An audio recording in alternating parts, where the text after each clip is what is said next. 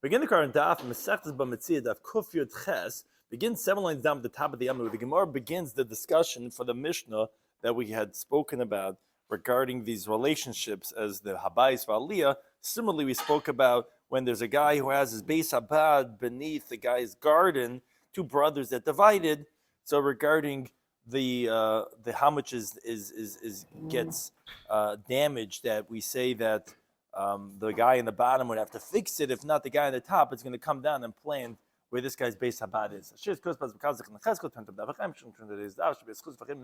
Throughout the entire world. So I'm discussing today's daf our Beis Habad begin above, which was the case of the previous mission that we started, and we said that if let's say a guy has an olive press, and the way it's built is that on top of the roof of the olive press is a guy's garden, and then the roof of the Beis Habad caves in. So then the guy who has the garden on top could plant on the bottom until the guy fixes it. The Mishnah also spoke about if a guy's wall or tree falls into the street, regarding how much, if we give him time to take care of it, and then within that time he's exempt. After that time he's going to be chayiv. Regarding a guy's wall that falls into his friend's garden, and he tells him, "Look, you could keep the rocks." And regarding if the guy has to once, or he doesn't have to, and if he could or he cannot. If someone hired someone to go ahead and take care of collecting straw, and then he tells him, "Look, your payment should be with the straw." Could he tell him that? And could the guy say, "Yeah, I'm not giving you your straw. You already told me I could keep it"? And how about the hefker kani? Regarding if someone just looking at hefker, is he kind of the halachas of rishus harabim regarding what people are allowed to do in the street? And any place where a person, the chum gave him permission to do something, and the damages, is he going to be chayiv or not? And regarding Evan Shehizik, regarding someone's stone that damages, let's say when they're building a wall and then the brick falls, whose liability is going to be, depending if there's schirius or kablanis, depending on how they're contracted. So the Mishnah in the previous daf had said, Habayis V'Aliyah Shel Shnayim, a house owned by two individuals. Our previous Mishnah, the last one that we just mentioned, said, so if a person owns an olive press in an area hollowed out of a rock, and another person owns a garden above it, and the roof collapsed, so the Mishnah said, so the owner of the garden is allowed to plant his crop on the floor of the lower space until the owner of the press rebuilds his roof. So that's what the Gemara begins right now, on Daf Kuf Yud Ches, 7 lines down, explaining this halacha of the Mishnah. When we said nifchasa, that we said that he can plant the entire lower area if his roof collapsed of the Beis Habad, how much is that? So this is the same machlok as we had on the previous stuff regarding Habayis V'Aliyah. Rav Amar, he says beruba. He says only if the majority of the roof collapsed, then the guy from the garden on the top could plant now on the bottom. Shmuel says ba'arba, with just 4 tfachim is already allowing the guy on top to come down, as the Gemara explains. Rav Amar beruba says only if the majority caved in. But if it's just 4 tfachim, you could plant your primary garden up on the top, and then the area that it caved in, that the guy is negligent on the bottom, fine. So that area you could plant on the bottom. Rishon says no. Once it's already 4 tvachim, a person is not going to plant half his garden on the top, half on the bottom, and therefore we allow him to totally come down and plant on the bottom. And the Gemara says, why do you need this? We already had the same exact machlokes samarim, and seemingly the same case of the Mishnayos in 2 different Mishnayos, just different cases. What was the necessity of saying them both? Says the Gemara, it's necessary. The Yeshmin and Dira, had we only said the case of the apartment, Baha Kamar Shmuel, there Shmuel said that even when it's 4 tfachim, that we say the guy who lives on the top could come down and live on the ground floor, Mishum Delevi, the inch of the Dari Portacha, because it doesn't usually happen that a person is going to live a little bit here, a little bit there, scattered like that. So then we let him come and live on the ground floor. Regarding planting of a garden, in the case of our previous Mishnah, it's very common for a guy to plant a little bit here, a little bit here. It's called patchwork.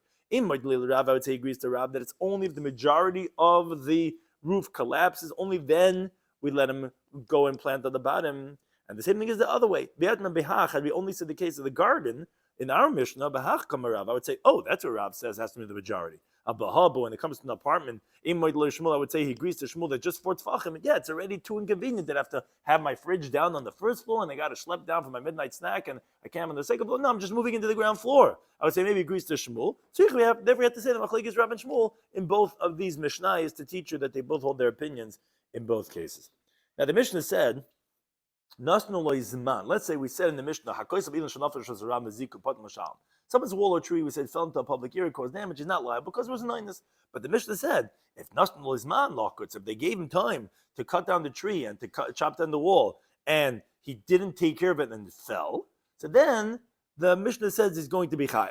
Now, how much is the time that a court gives him to take care of these damages? Which the top text says, in general, we learn the courts generally give you a period of 30 days. Now, Taisus does say at the end that, of course, if something, let's say, that can be conveniently taken care of, we don't give you 30 days. But in general, the courts give you 30 days. So if there's a tree that's dangerously going to fall, they give you a period of 30 days, or a wall that they feel like it might collapse, they give you 30 days.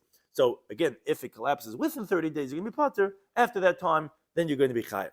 Then the Mishnah spoke about a case, if someone's wall was near his friend's garden and it collapses in his neighbor's garden, and he tells him, look, the neighbor asks him, take away your stones.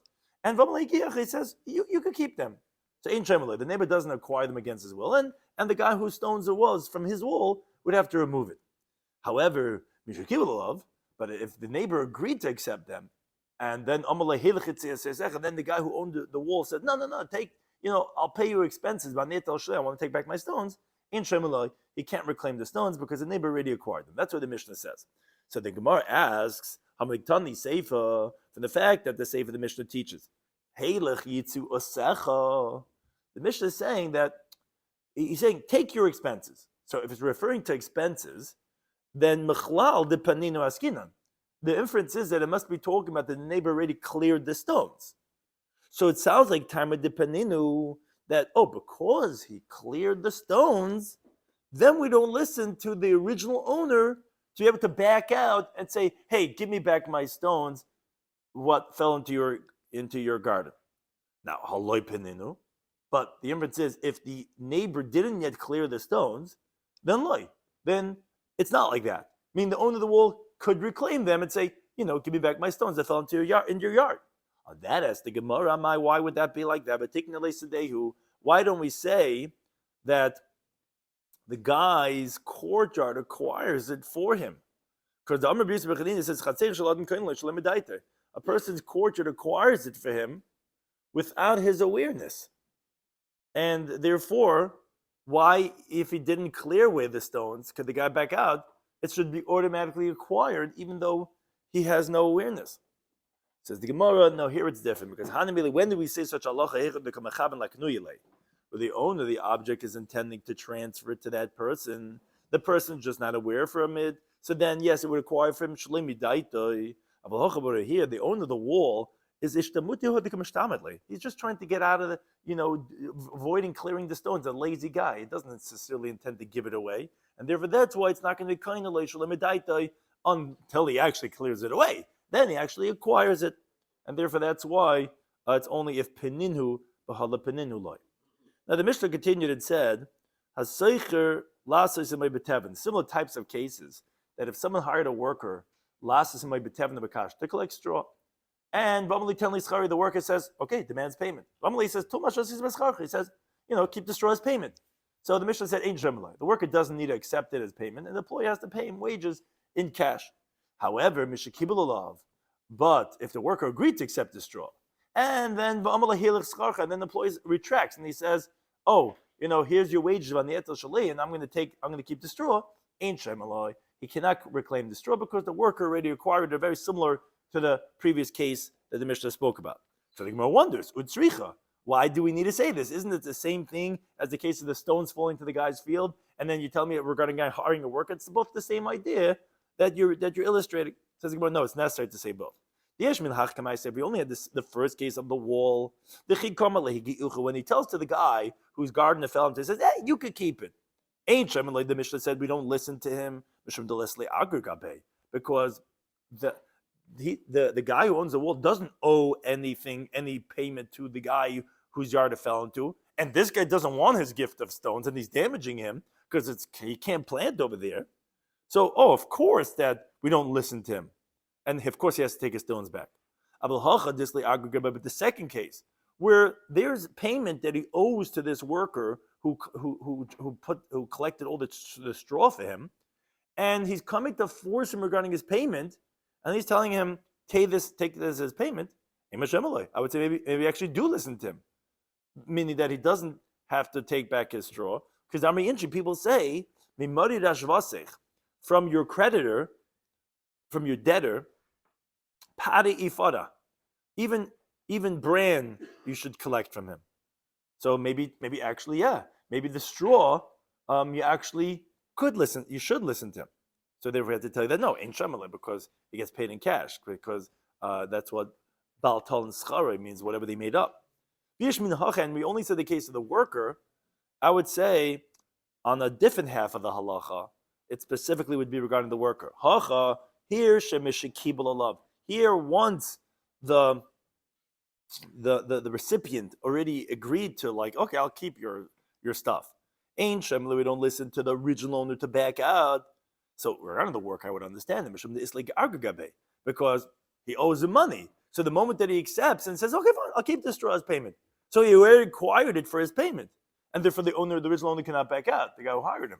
But in the case of the wall, the first case, it doesn't owe anything to the guy who has the garden. In Mishemel, I would say that he could back out even after the guy agrees. Therefore, we have to say that no, we don't listen to him because there's a courtyard already acquired it for him once he accepts it, and hence, therefore, we have to say this in both the cases. Now, the Gemara asks a question. We mentioned regarding the case of the worker that if he hires him to collect the straw, we said ain't shemeleh. So we don't listen to him when he tells him that I'm not paying you in cash. Take the straw that you collected as payment. The problem is with the Bryce that says shemeleh, that we actually do listen to the guy who hired him, that he can tell his worker, yeah, you know what? Take what you did with your work and take that as your payment. So that's a steer between our Mishnah and the Bryce. So Amal Rav Nachman says like kasha. Gemara has a few attempts trying to resolve this contradiction. As Khan in our Mishnah is talking about where bishalai, the worker was working in the employer's own stuff. That's where we don't listen to the employer to tell the employee to take his payment with the straw that he collected. Kam b'shal chaveiroi. But the Bryce is talking about where he actually hired him to do work by his friend's straw. There we would listen to him. And the reason for that is, which Taisa actually asked as a question, because he actually doesn't owe him anything.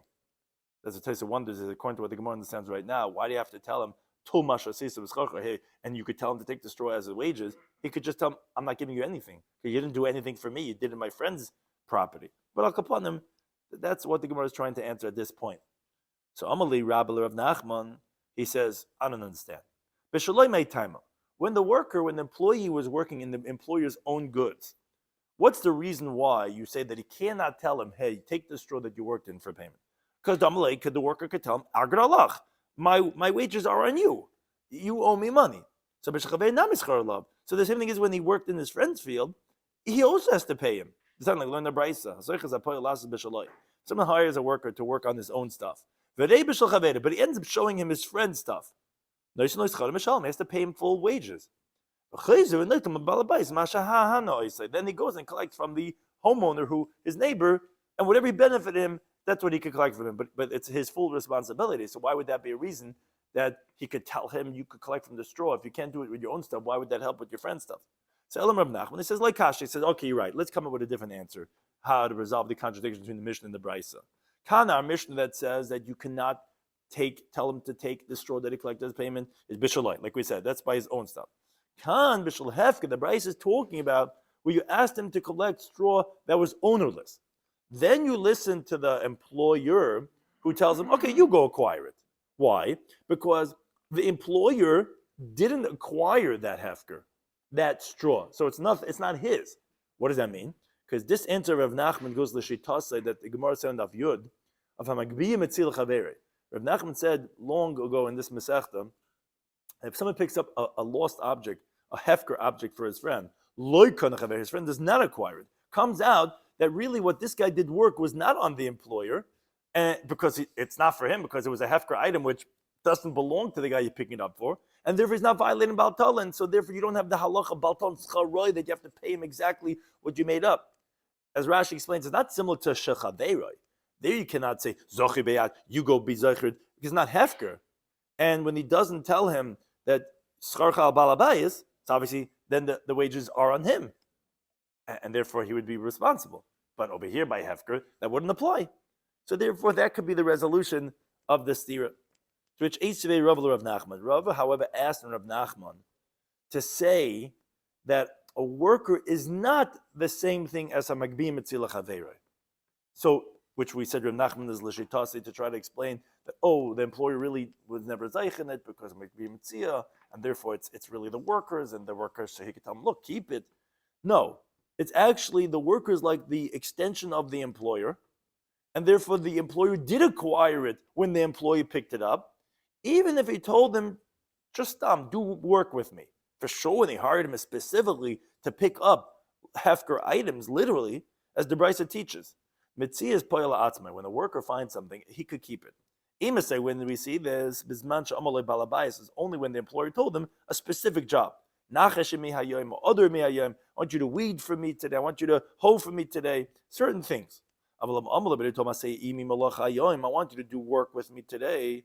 That means anything he does is the employer's rights. The found object does belong to the employer. So this is not the same thing as Magbi Metzila Chaveiroi, that loikana Chaveiroi, that you want to say that now the worker could acquire from hefker and now therefore I'm not responsible because it wasn't being done for me, I was not acquiring. It's not true. Especially if he's hiring him for this specific hefker thing. For sure it's going to the balabayis. So then it should be Baltan, so it shouldn't be any different. So the Gemara says a different approach. And this is the final approach. Elam Rav Nachman says, Loi Kashi, you're right. It's not difficult. You're right. Both the Mishnah and the Brisa are talking about that he asked him to pick up straw that's hefker. So how do we resolve the contradiction? Khan in the Mishnah is talking about where he hired him to gather the straw and the stubble, the hagbah, by lifting it up. So when the worker picks it up, then he already acquires it. So therefore the wages are on the employer. Because again, the employer acquires it the moment that the worker picks it up. But Khan, the Brisa, is talking about we hired him for a work of bahabata, of just looking, for example, to protect or to throw it from the roof to the ground where there's no hagbah, he's not lifting it up. Oh, and then they could tell the employee, I never acquired it yet because you never did a hagbah. So there was never a kinyan from hefker. Oh, then you go ahead and you be kinyan. It's not work that was done for me, because there was no kinyan here, it's hefker. That's the difference between the case of the Mishnah and of the Brisa. However, Amar Rabba does point out that habata behefker, even just looking at something of hefker, is tanoi. It's actually machlik tanam if you're kind or not. Meaning the answer we gave was based on the premise of that just looking at something, protecting something, is not going to be a kinyan, and therefore again, it's not really yours yet. Yes, you hired a guy, but it's very different than when it's yours or versus it's not yours. And you could tell him, hey, you go ahead and be kind of an hefker. So it's actually machlis tanum. It's not we learn the Mishnah Masechta Shkalim that says, Shoimrei Svichi Shvius. The guard that protects the aftergrowths in the Shemitah year of, let's say, barley, where he's protecting it so that they could use it for the Minchas Omer, or let's say of wheat, where they could use it for the Shtei Halechem, which the bottom places says that he explains enough Nun Ches that can't mean that he stops people from taking it, because then it would be something that's not Mimashki Yisrael. It wouldn't be something that everyone's permitted to use. It means that people recognize that it's for Hektish and they wouldn't take it on their own. But the halacha is that the guard, this guy who's protecting it, Noitlin Schara Mitrumas Alishka, they take their wages from the Truma, from the communal fund of the collected shkalim, because it's related to the Karbanis. Yesam, he says, actually, if someone wants to misnadavu, he could donate v'sheimachinam, meaning he could watch for free. He doesn't have to get paid from the Trumas Alishka. However, Amrulay, they said to him, and this can be a little complicated. We're going to learn many different translations into this conversation of this Mishnah. Amrulay, they said to him, Ata Oimerkein? You really say such a thing? If we're going to listen to you and let the guy guard for free, you run into a problem. Because then Ein Boin Mishal Tzibur comes out that the carbon oimer and the Shtei Alechem is not coming from the community, it's coming from an individual. Because this guy, this guard, acquired it from Hefker by just watching it. So it's his. And he's donating it, but it's not coming from the community. So no, we have to pay him. That's not coming from him. But says the Gemara, isn't this exactly what they're disagreeing about? The Tanakama Savar, the Tanakama holds Apotam Hefker Kani. Just looking at something, meaning like protecting it and being there from Hefker, you acquire it. Since it's somewhat of an effort and you're intending to do this, and through you it's being protected, so you acquire it. Now, therefore, if you pay him, so that's okay, because then you're working for us, and therefore it's coming from the community. But if we don't pay you, you're acquiring it by protecting it, and therefore, no, it's not going to qualify because it's not coming from the carbon oim has to be from, not from the individual, it has to be from the whole Jewish community. Whereas Rabbi Yossi over here, no, how about the Hefker Leikani? Just looking at something, the guy's not acquiring it. So there, when the community actually goes and cuts it and brings it, it's now that they're acquiring it, and therefore it is coming from the community. So seemingly this idea about the Hefker that we were assuming seems to be a machlekes tanoim. And then wait, the Gemara just has to explain, if that's the case, Uma ata oimer. So then what were the Chacham telling Rabbi Yossi that you say? What do you mean? Rabbi Yossi himself holds that habata behefker is not kaina. So what are they telling him that, if you're based on what you're saying, it's not coming from the community? To the contrary, it is coming from the community, because when they actually cut it is when they're acquiring it. It's coming from the community, not from the guard. This is what they were telling him. Midvarecha, from your words that you say that he should watch it or could watch it for free. Lidvareinu, according to our opinion that we say that just looking at something from Hefker acquires it, then we're going to run into a problem. But then the carbon and the Shtei Alechem are not coming from the community, because we hold that just looking would acquire it, and if we're not paying him, he's acquiring it by looking at it, and therefore it's going to be a problem. Now, this was one approach in how to translate the Mishnah Masechta Shkolim, that the machlekes is a machlekes regarding the concept that we had assumed, Habat Behefker is not kaina. No, we want to say it seems like it would be machlekes tanoim. Tanakama hold that it actually is kaina. The act of watching is a valid kinyan. Bisi would hold it's not kaina. However, the Gemara has other approaches that not say it's not necessarily the machlekes. Amar Rabbi says, no. The kulam I could tell that everyone holds Habat Behefker is kani. Just looking at something, act of watching would acquire it. The reason of Rabbi Yossi is because he holds that actually, even if the guy acquired it, he could give it over to the community. So even if, let's say, yes, his guarding for free makes it that he acquired it because he's not getting paid from you, from the community, and it's his by watching it, but it would be considered coming from the community because he's going to donate it to the community, and then the community is going to bring it. So what's the machlekes?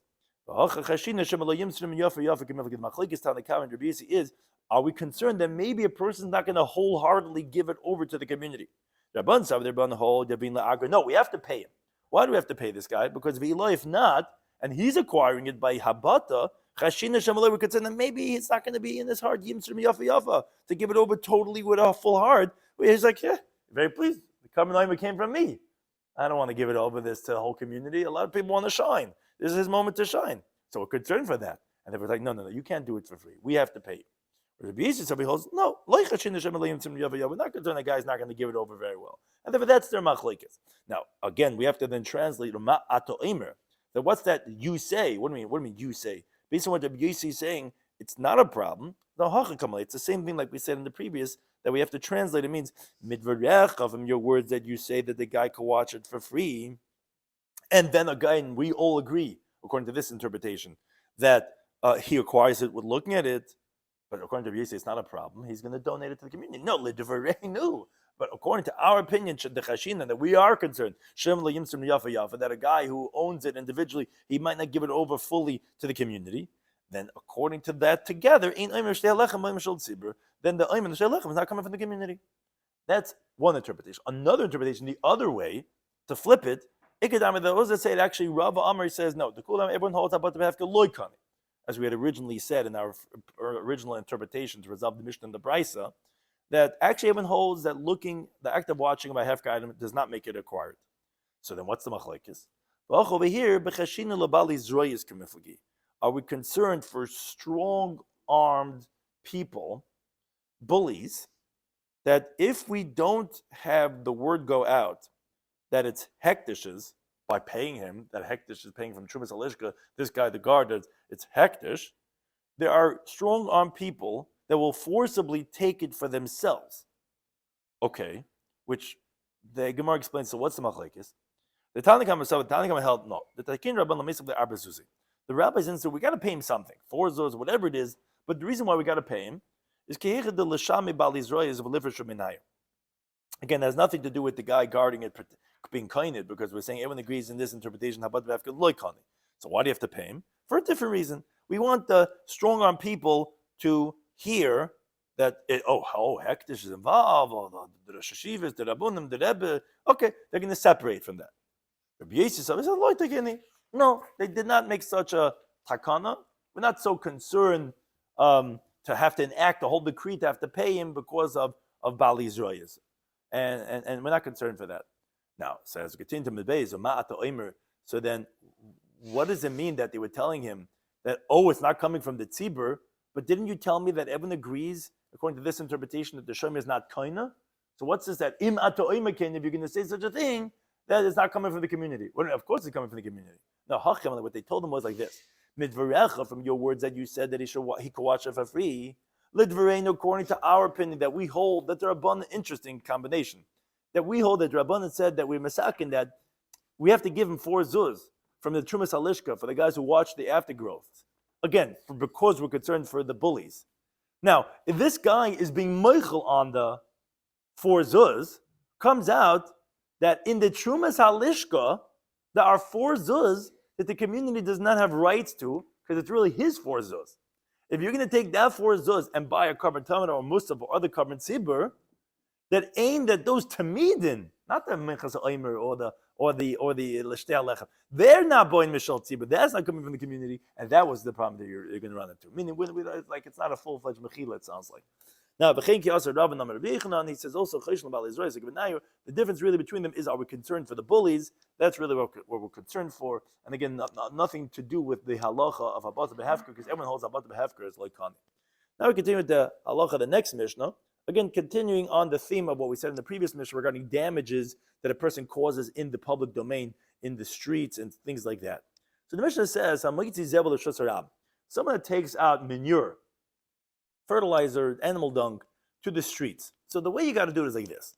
The guy who takes it out from, let's say, the field to the street, takes it out. But the guy who fertilizer. In other words, like Rashi explains, you can't dilly-dally over there.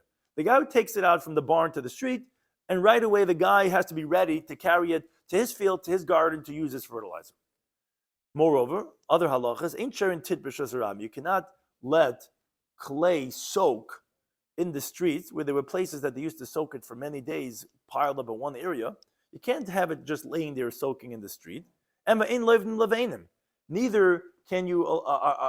You're not allowed to either form bricks in the streets, because they leave it there for a long time to dry up, where they spread out these the clay on the ground, on smooth ground, like in the thickness of what a shape of a brick is, and they make these little grooves, this crisscross, like the measurement of the bricks, and they leave it there till it dries up. You can't do that. Again, the street is a place where people walk, and you can't leave these types of things. But what you could do is goyvlin tit b'shas harab. You could go ahead and you could knead clay in a public area, because that's for immediate use, to use right away in a building.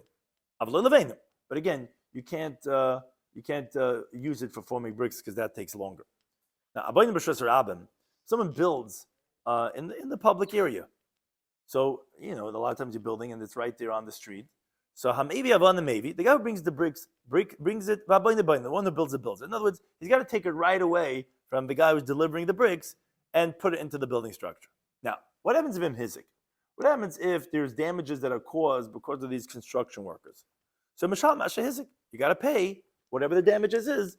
You're liable. He says no, he disagrees, and he even says moreover, af mesakanu es malachtoi, that actually he could even prepare his work in the street lifnei shloishim yom. Even he's allowed to store his materials in the public area up to 30 days before, and as Rashi says, he's not going to be chayiv for the damages that he causes, because the person has a right to do these things in the street. Says the Gemara, Leima masnitin the like Rabbi Yehuda. Let's say our mission is not like Rabbi Yehuda. Why? Because talking about the Brisa. He says, B'shas etzaz zvalim. At a time when the person is taking out the animal, the animal manure, other mitzvah zivlo reshus rab. A person is allowed to take his fertilizer out to the public domain. But tzayver kol shloishim yom, and he could have it piled up there for a period of 30 days, where every 30 days he goes and he makes a new pile. And he's allowed to do this so that it gets stepped on by animals and by people, which makes it better and better fertilizer. That was the condition that Yeshua ben Nun bequeathed the land of Israel to the Jewish people, that the people should have rights to do certain things in the street. We're trying to discuss exactly what is it that's not like Rabbi Yehuda, which seemingly it's because the idea of you're allowed to leave it there for 30 days, and whereas in the Mishnah it's like, no, you got to go ahead and you got to take it out and right away, take it somewhere else. So it says the Gemara, no, I felt Rabbi Yehuda. You could say the Mishnah is Rabbi Yehuda. How so? Rabbi Yehuda agrees that if it damages chayiv l'shalom, he agrees that you would have to pay if damages happen. The Mishnah that said you should do it right away was just eitz taiva, just you shouldn't be chayiv in your damages. But the Mishnah could be like a Yehuda. Yes, you're allowed to do it for 30 days. But if it damages, you can be chayiv. That's what Yehuda says. So the Mishnah is also the same. The Mishnah is just saying that you don't get, stuck with liabilities, do it right away. So the Gemara says, no, you can't say this. But now we learned in the Mishnah at the end of Perek HaKainis and Baba Kama regarding a case of someone a storekeeper that put his candle outside the store. And a camel passes by full of flax, and he lights up from the candle, the whole building goes down and goes up in smoke. There's a Baba comment of some base and base. So the Mishnah there says the Moed Yehuda, however, agrees b'ner Chanukah. If he was lit the ner Chanukah outside his store, he give out donuts and he has a whole chagiga and he has a ner Chanukah, pater. That he's going to be pater. Why? Because he did it with permission. Wait a second. My love, what does it mean permission? Isn't it that Rishus the Bezdin? Doesn't mean that the courts gave him permission. So what do you see from there? So you see that anything that the rabbis gave him permission, if it caused damages, he would be pater. So Rabbi Yehuda can't be the halacha of our Mishnah. If he says you're allowed to put out your manure for 30 days, then he would hold that you're going to be pater. Our Mishnah clearly said that you're going to be chayiv for any damage that was done. So seemingly he cannot be the town of a Mishnah. So no. What does the Mishnah mean there in Baba Kama? It means Rishus the mitzvah. That since he did it with the permission of a mitzvah, therefore it's going to be pater. But if it was just Rishus of Bezin that the courts let him, no, he still might be chayiv for whatever damage is done.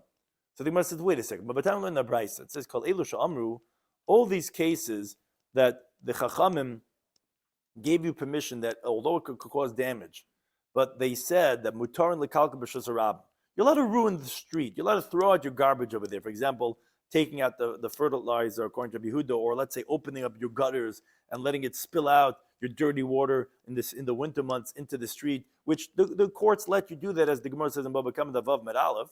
On that, the Brisa says the Tanna Kama holds im hizik chayv l'sham, although they let you do it, but if it causes damage, you're going to have to pay. Rabbi Yehuda pater. This says you're going to be pater. So our Mishnah can't be, and that's what the Gemara concludes. El Machvarat, rather, it's clear Masnin like Rabbi Yehuda. Our Mishnah cannot be like Rabbi Yehuda, because if Rabbi Yehuda lets you put out the fertilizer in the street for 30 days, he would hold you pater. Our Mishnah, you can't say it's just eitz tevik kamash malad. You got to do it right away and don't leave it there, because the Mishnah says clearly if it damages, you are going to be chayv, and Rabbi Yehuda holds you're going to be pater. Now, Amar Abai makes a comment based on this. He says, Rabbi Yehuda, Rabbi Shimon Gamliel, Rabbi Shimon, these three Tanaim, Kulas Rilu, they all hold to the principle,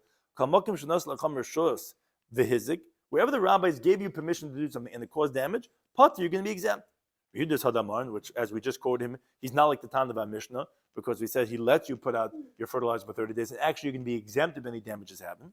Shimon Gamliel is also the Tan in our Mishnah, because Shimon Gamliel, he said he was disagreeing with the Tanna Kama.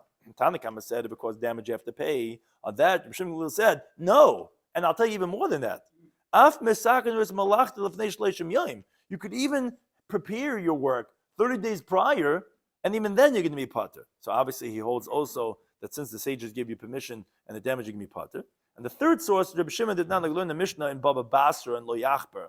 With the halacha there is said that a person is not allowed to put his oven inside his apartment, only if on top of the oven you have at least an airspace of dalet amis from the opening of the oven to the ceiling. So Rabbi Shimon says over there, the Tanakama says, what happens if you put it into the second floor apartment?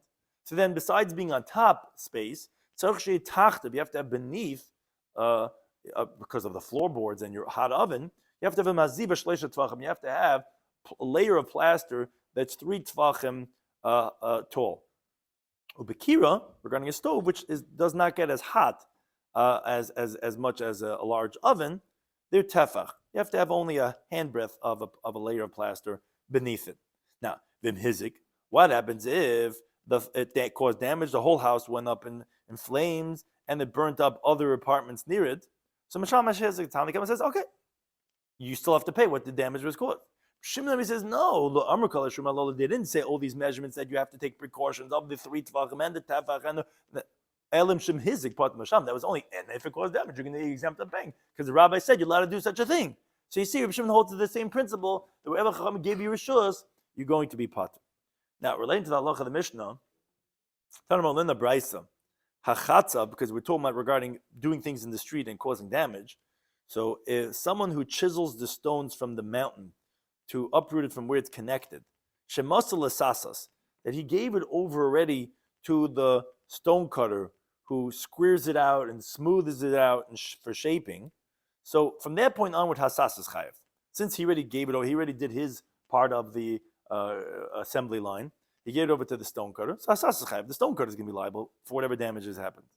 Hasas is shemas l'chamar. When the stone cutter gives it over to the donkey driver who carries it from the mountain and to where the stone cutter had chiseled it, and he gives it over to the porter, who then brings it to the builder, who stands on the platform of the wall, which is made for where the professionals go and put together the building. So once you give it over to the donkey driver, the donkey driver is going to be liable. If the donkey driver gave it over to the porter, the porter is going to be liable. The porter that gives it over to the builder, so then the builder is going to be chayav. Once the builder gives it over to the expert bricklayer, which he's very careful with the placing of the stone, of the brick, to make it exact, that it shouldn't be tilted in any direction, shouldn't be sticking out of the row. So adrichel chayav. So then the bricklayer is going to be responsible. Meaning, basically, these halachas of the Brisa were saying that the one who is in possession of it at the time would be chayav for the damages if, let's say, it falls out of his hand and it harms others, or if, let's say, the brick itself breaks, he would have to pay.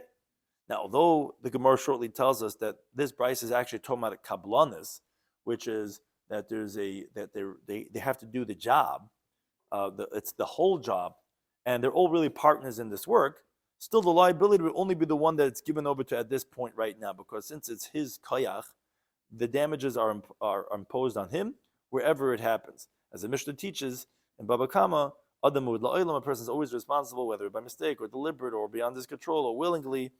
And as we learn that from Petza Tachas Patza, which holds your chayiv on a shogi like a mezid, or like a rotzen. So whoever's in possession at that point is going to be chayiv. Now, says the Braisa, b'menich even aladimus v'zika. Now, what happens if that's it? The last person did his job. The bricklayer put the brick onto the row of bricks, and then v'zika, then they cause damage. So then kulan, then all of them, because they're all partners in this one job of building this apartment, from when the brick is already put onto the layer of bricks, and it falls in the damages, since it wasn't the force of the bricklayer, because it's already after they put it that it fell, so you can't obligate him because of, so to speak, his arrows. So then they're all kulan, they're all responsible, chayav and l'shalom. Yeah, that they are the owner. It sounds like that they're a team. So they're all going to be responsible together because they're all partners in this, and it's on them for the job to do, and they accepted the responsibility of the damages together. The problem is, we're Tanya learned another brayso that says Achron Chayev. No, the Adrichel, the expert bricklayer who placed it over there, says the brayso he's going to be liable, but they're all going to be exempt. It's not difficult. Depends what the case is talking about. Because Khan Beschiris, when it's that they're each one individually a hired laborer, so the last one's going to be chayiv because everyone after they do their job, they're done. And the last guy is the last one to be responsible. Khan bekabla on this, but the previous brayso was that they're doing this as they're contracted for the job, so they're all going to be chayiv where it doesn't fall from the hands of one of them because it's all their responsibility to protect that it should be laid very well.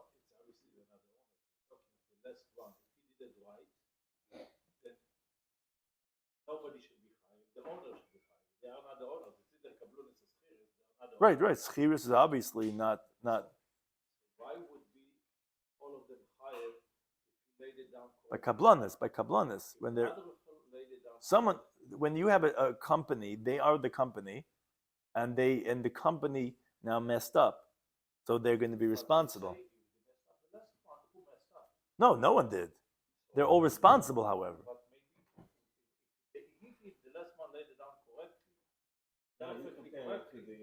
Why not the owner? If the person came down, so you say must have been. Did he lay it down correctly or not? We don't know. There's no way of showing that he did anything wrong. Because we don't know, or because we say he says a because he's not chayis because he did it right.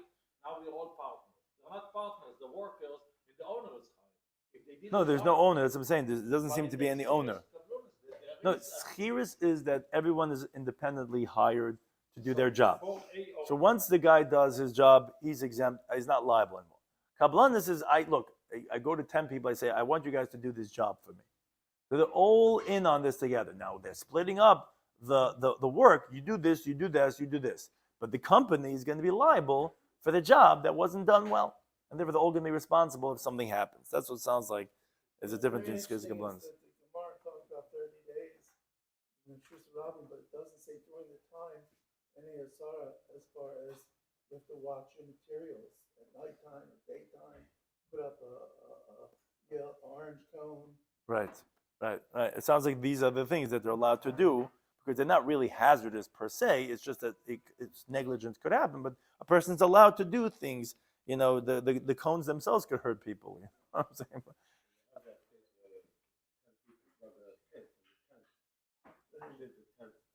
Because that made it into the mazik shabai. Right. That's also hefker or whatever. Now the final mishnah of this mesechta, which continues the theme of the prior mishnah regarding having, let's say, between a garden and his neighbor. So the mishnah says, "Shtei gine zu al gab zu." If you have two gardens, one on top of the other one, near each other. Actually, we'll do this with the last stop. I think any time.